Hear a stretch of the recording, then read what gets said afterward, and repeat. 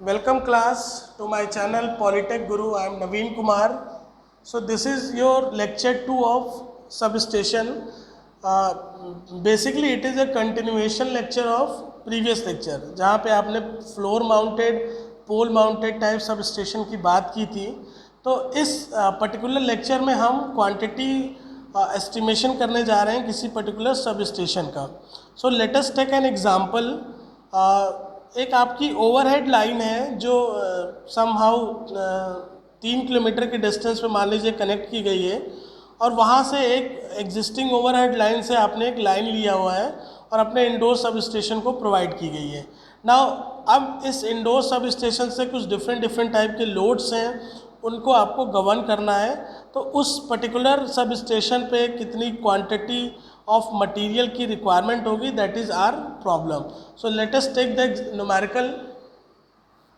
Okay, तो we have numerical कि एक आपका सब स्टेशन जो है, सब स्टेशन 11 kV लाइन से कनेक्टेड है, और ये 11 kV लाइन कहीं ओवरहेड लाइन से जो कि 11 kV लाइन कोई जा रही थी उससे आपने यहाँ पे लिया हुआ है।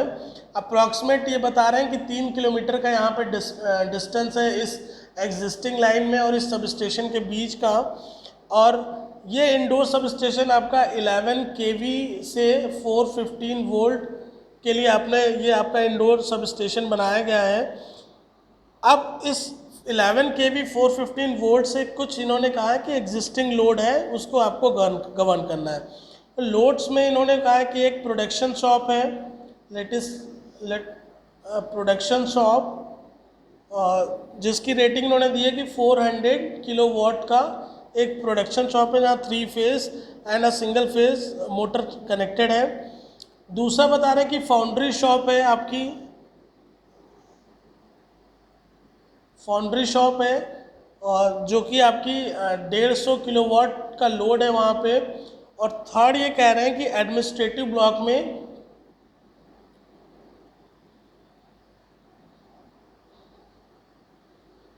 बेसिकली ये किसी वर्कशॉप की बात कर रहे हैं। एडमिनिस्ट्रेटिव ब्लॉक में लाइट एंड फैन लोड्स के लिए आपको 100 वाट का फीडर देना है। तो ये एक अपना न्यूमेरिकल है, न्यूमेरिकल सोल्यूशन है, न्यूमेरिकल प्रॉब्लम है, और इसके लिए हमें क्वांटिटी की एस्टिमेशन करना है। अगेन पावर फैक्टर के लिए अगर आप पावर फैक्टर एज्यूम कर लीजिए सपोज 0.8 एंड लोड फैक्टर अगर आप एज्यूम कर लीजिए 0.6। So let's see the solution first. Okay, so जैसा आपको बताया गया है कि न्यूमेरिकल में जो लाइन है वो उसकी टोटल ओवरहेड लाइन कितनी है, 3 किलोमीटर की। सो टोटल लाइन आपकी है 3 किलोमीटर की। ओके, नाउ टोटल लाइन इतनी है, और एक टिपिकल है कि स्पैन 2 पोल के बीच में हम कितना रखते हैं, 60 मीटर का। अगर मैं is it visible okay, this space is visible. तो इसका जो सिंगल लाइन डायग्राम है मैं यहाँ पे पैरेलल में बनाता चलूँगा, या लास्ट में डिस्कस कर लेंगे। तो अब कितने पोल यूज़ करेंगे, क्योंकि 3 किलोमीटर की टोटल डिस्टेंस है, और हम 2 पोल के बीच में स्पैन कितना रख के चलते हैं, 2 पोल के बीच में हम 60 मीटर का स्पैन लेके चलते हैं। तो टोटल नंबर ऑफ पोल्स कितने रिक्वायर्ड होंगे, number of poles basically 3000 metre है आपकी लेंथ, और 60 मीटर का स्पैन है, तो 50 पोल्स आ जाएंगे। अगर आप फर्स्ट पोल को कंसीडर करके चलें, या जो फर्स्ट पोल है ये क्रॉस एंड पोल्स, इसको भी कंसीडर कर लें, तो उसमें हम एक एक्स्ट्रा लेके चलते हैं, तो 51 नंबर ऑफ पोल्स की हमें ज़रूरत पड़ेगी। अब एक सीन ये है कि 51 नंबर ऑफ पोल्स माउंट कैसे किए जाते हैं। तो जो आपके डेड एंड पोल्स हैं, लाइक ये आपका डेड एंड है एक यहाँ पे, और ये आपका डेड एंड है यहाँ पर। तो डेड एंड पोल्स तो हम लोग 2 पोल स्ट्रक्चर का लेके चलते हैं, और बाकी आपके कितने लेके चलते हैं, सिंगल पोल स्ट्रक्चर के। बट ये तब लेके चलते हैं जब 5-6 पोल आपके कनेक्टेड होते हैं इंटरमीडिएटली। यहाँ पर 51 पोल की हमें माउंटिंग करनी है। तो दूसरा आपका कॉन्सेप्ट है कि हर 10th पोल जो आपका होगा, every 10th pole will be your double pole. तो अगर आप इसका कुछ डायग्राम बनाएं या इसका डायग्राम देखें, तो उसमें सबसे पहले जब आपकी जो लाइन है वो अगर मान लीजिए यहाँ से डेड पोल है, तो dead pole will be dead pole पे आपके 2 पोल होंगे, देन ये आपके पोल्स होंगे 5, 6, 7, 8, 9। सो 9 आपके पोल ऐसे आ जाएंगे। उसके बाद 10th पोल आपका फिर से ऐसा आएगा। तो ऐसा आपका अरेंजमेंट चलता रहेगा। मान लीजिए ये गया, ये गया, फिर ये आया 10th पोल, तो कितने हो गए 9, 18, 27, 36, 36, ये आ गया 36 और ये आ गया 45। ठीक है, तो टोटल 45 यहाँ पे आपके आ गए डेड एंड अगेन। तो देखिए आपको कितने पोल की ज़रूरत पड़ी है। अब 1, 2, 3, 4, 5 और 6, तो 6 डबल पोल स्ट्रक्चर आपको ज़रूरत पड़ेंगे। एंड 9, 9, 9, 9, 9, 45 आपके सिंगल पोल स्ट्रक्चर आपके यूज़ करेंगे। इसके बाद आप यहाँ पर आ जाएंगे अपने सब स्टेशन में।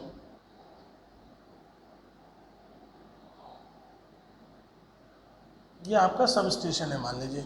तो यहाँ से क्रॉस एंड से या डेड एंड से यहाँ तक की जो दूरी है, ये दूरी आप नेगलेक्ट कर लीजिए।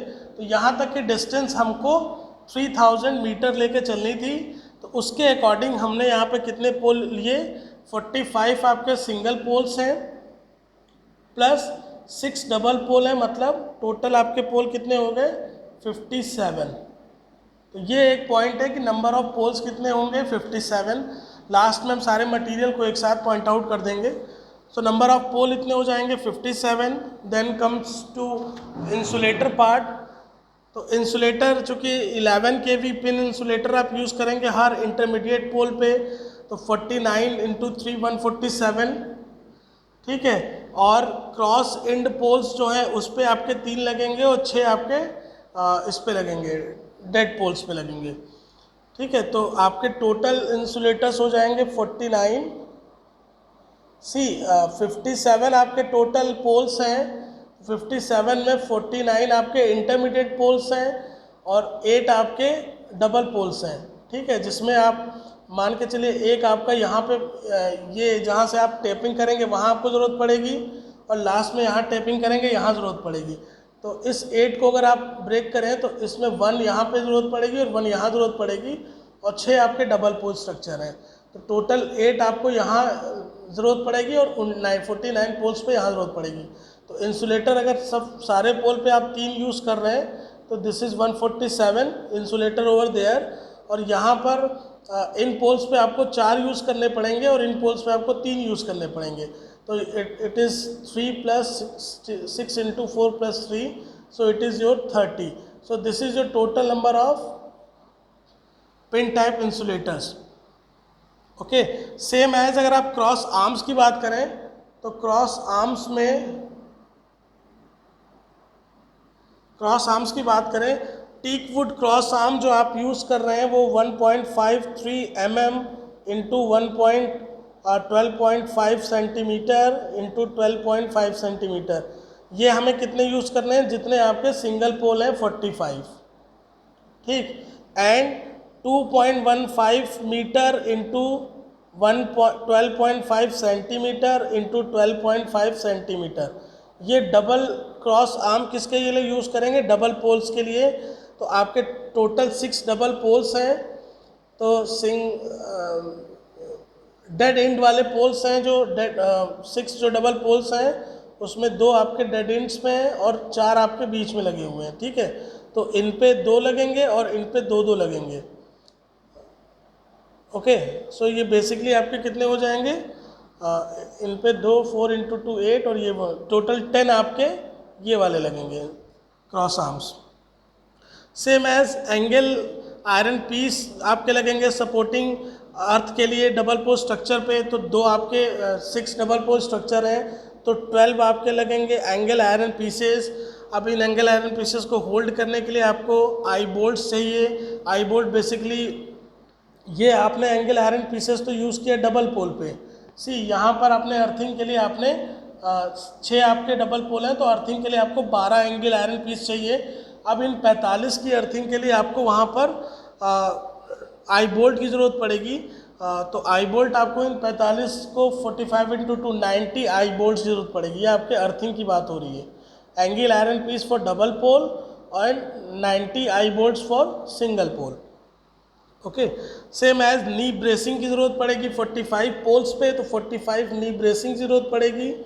एंड क्रॉस ब्रेसिंग की ज़रूरत पड़ेगी आपकी 6 डबल पोल है तो 6 आपकी क्रॉस ब्रेसिंग। ये सारे अभी मैं एक लिख दूंगा, अभी मैं ऐसे डिस्कस कर रहा हूँ, मैं एक पूरी अभी चार्ट बना दूंगा। तो अभी मैं डिस्कस कर रहा हूँ सिर्फ नी ब्रेसिंग 45 हमें ज़रूरत पड़ी और क्रॉस ब्रेसिंग 6 ज़रूरत पड़ी। Now comes to conductor part.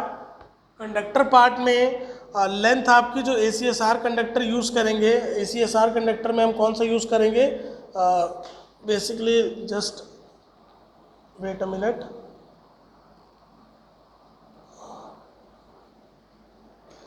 ACSR conductor हम 6/1 इंटू 2.59 mm का यूज़ करेंगे। कितना करेंगे, 3 वायर आपके रन करेंगे, 3000 मीटर की लेंथ है, प्लस अगर 2% आप सैग अगर कंसीडर कर लें या वेस्टेज कम कंसीडर कर लें तो इट इज़ अप्रॉक्सीमेट 9180 मीटर्स। यह आपके कंडक्टर की लेंथ हो गई। सेम एज अगर आप अर्थ वायर की लेंथ लीजिए, this is 8 SWG GI wire use करें, तो अर्थ वायर के केस में ये माना जाता है कि 100 kg का जो अर्थ वायर है वो 1 किलोमीटर के लिए परफेक्ट होता है। तो आप इस हिसाब से सैगिंग वगैरह कैलकुलेट करके आपको अप्रॉक्सीमेट 612 kg का अर्थ वायर ज़रूरत पड़ेगा, क्योंकि आपके 2 रन हैं। ठीक है, मैं इसको डिस्कस कर लूँ। 2 आपके वायर के रन होते हैं और 3000 की लेंथ होती है। ठीक है, तो उस हिसाब से अप्रॉक्सीमेट 6120 मीटर की लेंथ आपको ज़रूरत पड़नी पड़ेगी। तो 1 किलोमीटर के लिए आपका 100 किलो का वेट का आपका अर्थ वायर लगता है, तो उस हिसाब से आपका 612 kg का अर्थ वायर यहाँ रिक्वायर्ड पड़ेगा। Same as cradle guard wire भी आपको चाहिए, तो क्रेडल गार्ड वायर आपके टोटल जितने भी आपके इंटरमीडिएट्स पोल हैं 50 के हैं, तो उनके पर आपको सब पे 2-2 चाहिए, तो 100 का आपका क्रेडल गार्ड वायर चाहिए। मिसलेनियस आइटम में गाइसेट्स चाहिए, क्योंकि आपको होल्ड करना है अपने पोल को। तो गाइसेट्स मान लीजिए 4 डेड एंड पोल है, 2 डेड एंड पोल है, दोनों पे 2-2 लगेंगे, तो 4 आपके गाइसेट्स हो गए।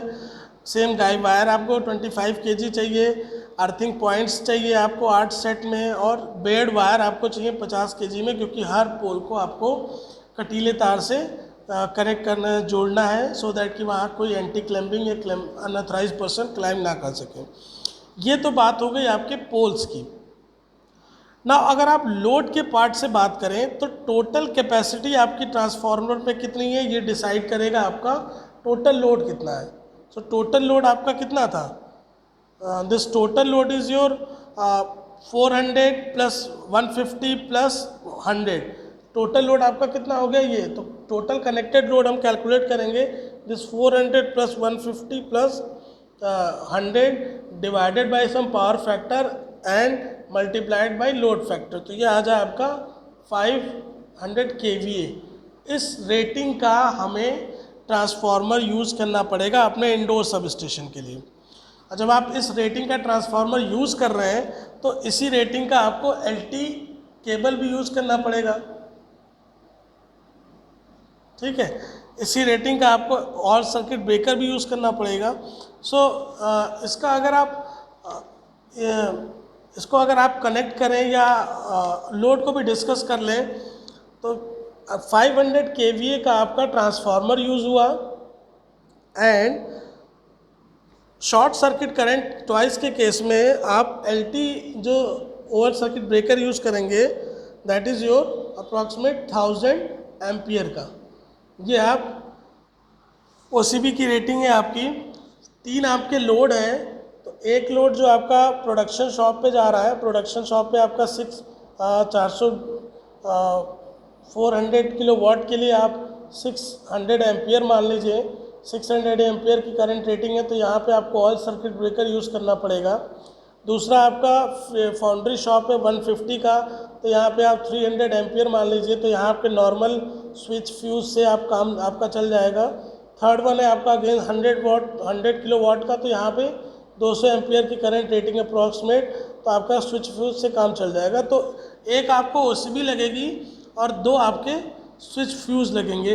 मान लीजिए एक आधे वायर अगर आप स्पेयर में रखते हैं, या एक आधे फ्यूज़ 200 एम्पियर का एक और स्पेयर कर दीजिए, तो एक स्विच फ्यूज़ और ले लेते हैं, तो 3 फ्यूज़ ले लेते हैं, एक स्पेयर के लिए और 3 अपने लोड के लिए। ठीक, अब यहाँ से आप डिफरेंट साइज़ के केबल आपको यूज़ करनी पड़ेगी, क्योंकि डिफरेंट आपके लोड्स हैं। टोटल करंट आपकी कितनी है, तो टोटल करंट आपका टोटल लोड था 500 इंटू 10⁻³ अपॉन √3 इंटू 415, तो आपकी टोटल करंट आ गई 696 एम्पियर की करंट। ये करंट, इस करंट का आपको LT केबल यूज़ करना पड़ेगा जब आप इस लोड पे जाएंगे, क्योंकि टोटल यहाँ पर आपकी 696 करंट की ज़रूरत पड़ेगी। तो इसकी जो केबल की रेटिंग होगी वो इस एम्पियर की करंट पे डिपेंड करेगी। 3 रन है आपकी, तो 3 1/2 कोर की 240 square mm PVC insulated core cable हम यूज़ करेंगे LT के लिए। ठीक है, वो सफिशिएंट होती है इस पर्टिकुलर करंट के लिए। सेम एज आप प्रोडक्शन शॉप के लिए निकाल लेंगे, फाउंड्री शॉप के लिए निकालेंगे और एडमिनिस्ट्रेटिव बिल्डिंग के लिए निकालेंगे। प्रोडक्शन शॉप में आपके पास 400 किलो वाट का लोड था, तो 400 into 10⁻³ √3 into 415 it is 556 ampere.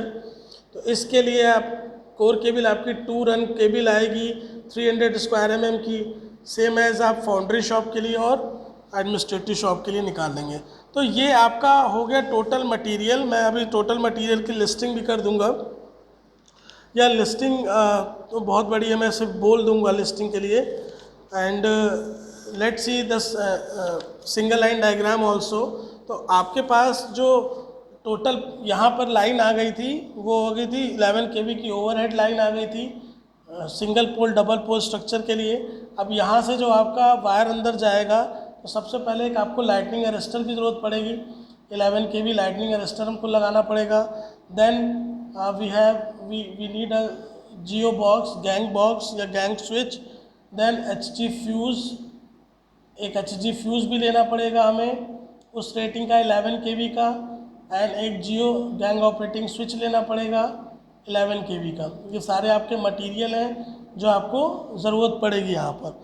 Then यहाँ से जब आप बाहर आएंगे तो आपकी 11 kV की लाइन है, 11 kV 3 कोर स्क्वायर mm की आपकी कोर केबल यहाँ लगेगी इंडोर सब स्टेशन में जाने से पहले। ठीक है, मान लीजिए इस लाइन को हम ऐसे लेके यहाँ से ला रहे हैं, या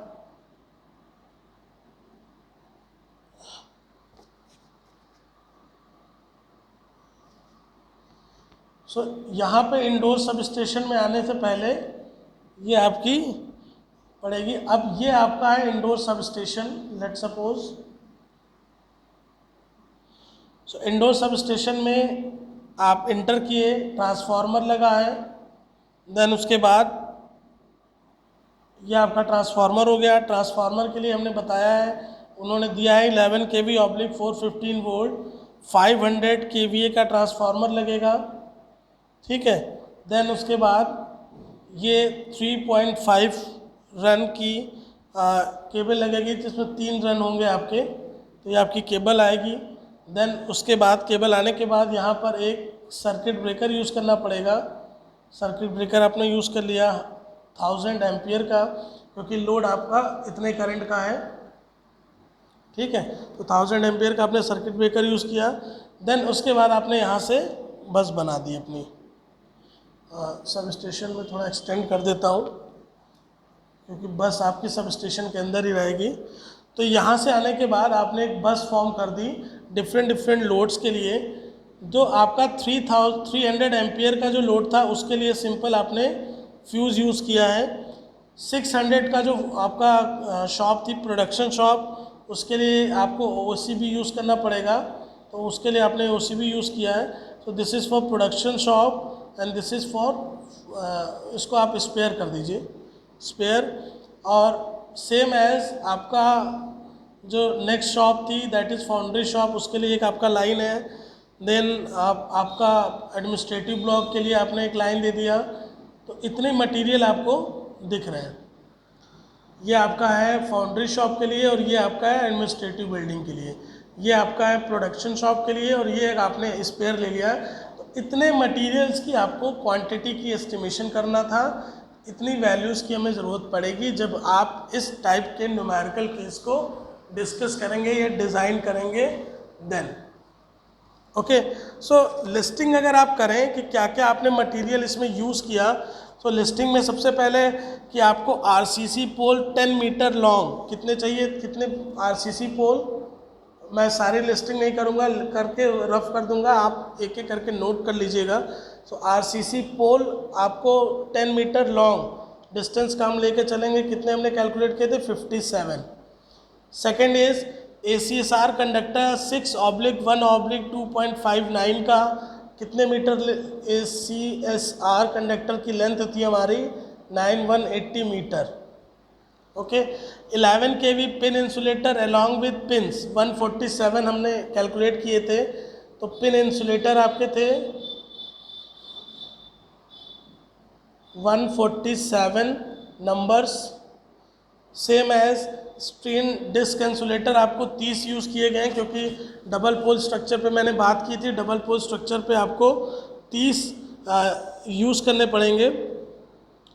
ये क्योंकि सी दो आपके क्रॉस एंड्स थे, एक ये और एक ये, तो दोनों क्रॉस एंड पे 3-3 और 6 आपके डबल पोल बीच में है तो उस पर 4, तो टोटल आपके 30।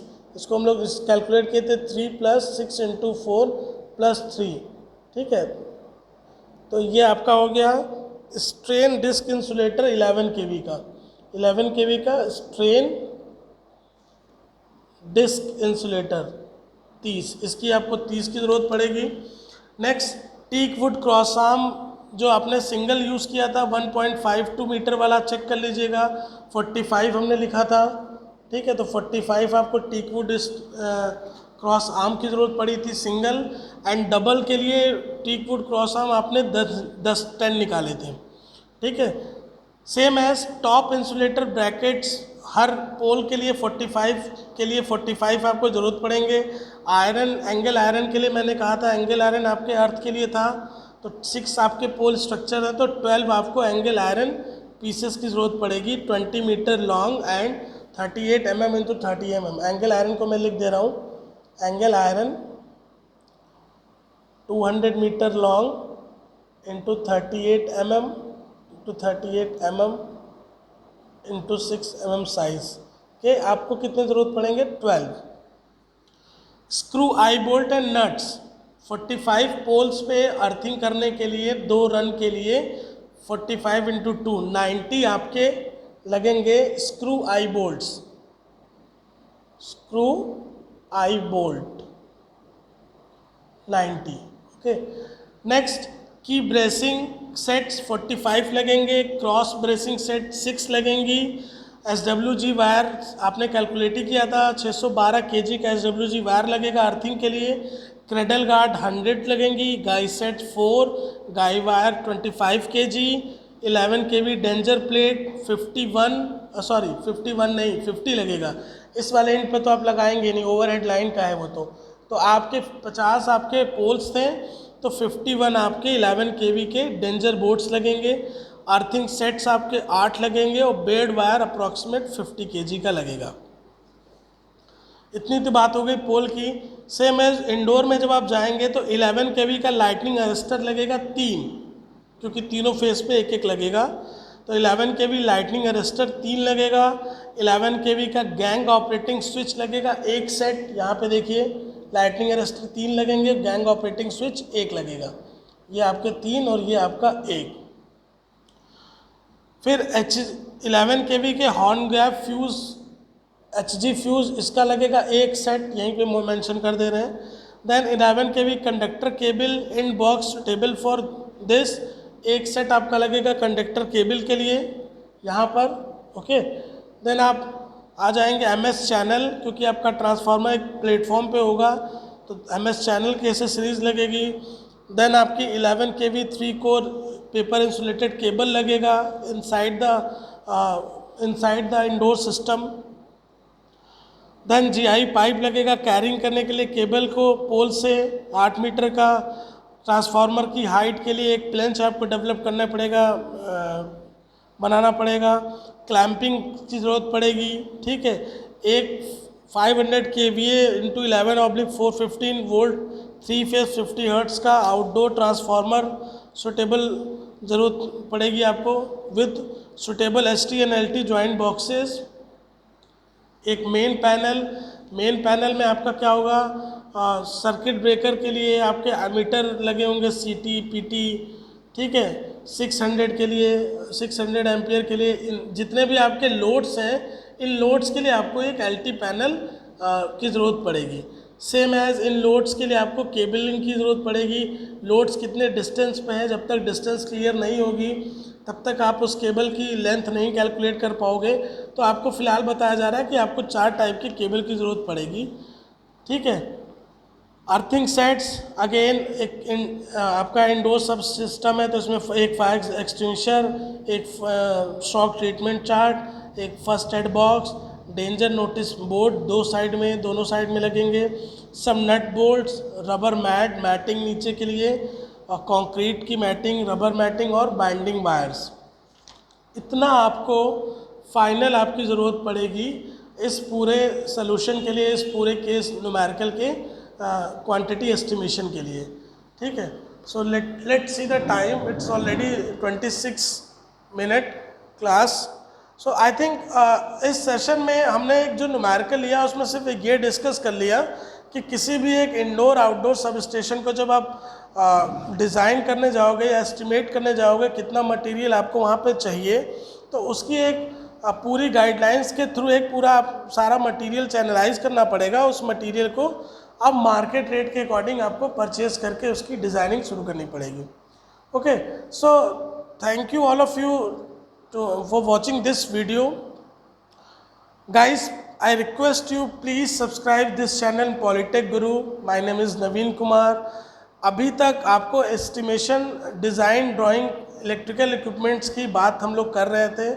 नाउ नेक्स्ट वीडियोस में मैं सम अदर टॉपिक्स को, सम अदर सब्जेक्ट्स को उठाऊंगा और उन पे भी डिस्कशन करूंगा। So please subscribe this channel and share it to your colleagues, to your students. Thank you all of you.